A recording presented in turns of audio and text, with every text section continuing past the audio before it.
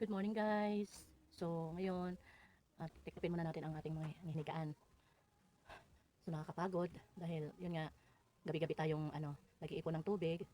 Tapos tayo lang talaga ang taga salok ng tubig. Tapos meron naman taga buhat. So ako talaga is napagod. So ang tulog ko is tuloy-tuloy na. So ngayon, ito hindi pa natin natitiklop, tikipin muna natin ating hinigaan.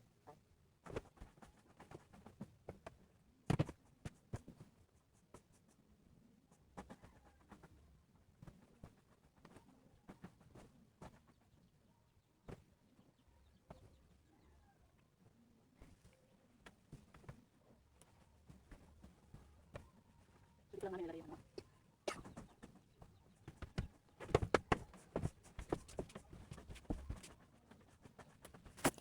So ngayon, tapos na ang patikot natin higaan. Ito naman tayo.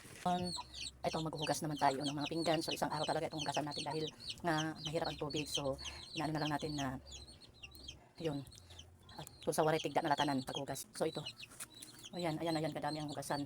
So naubos dito yung pingganan namin ng mga plato. So tara guys, hugasan na natin. Let's go. So yan, tapos tayo maghugas. Ayan. Wala tayong hugasan, nandito na. So next step naman tayo. Next episode. Ayan, kung nakikita nyo yan. Ayan, maraming tupiin. So, now, habang maaga pa, tatupiin natin yan dahil mamaya maglalaba tayo. So, guys.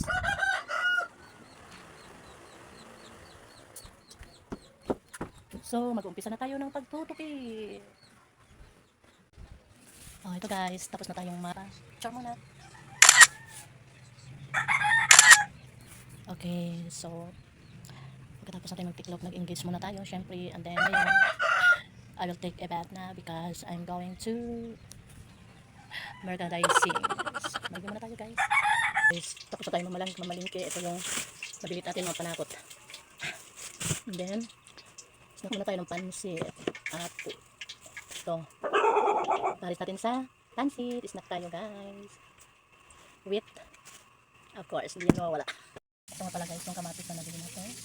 So, magsasalsa tayo ngayon ng hawal-hawal para naman medyo sarap na ulam dito sa province. At ito nga pala, kung sana naman ulam, tomato sauce.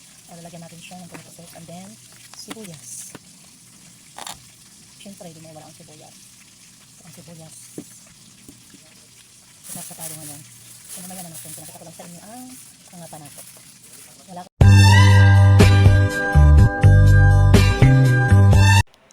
Okay, time check 11:16 matapos ang ating paglalaba.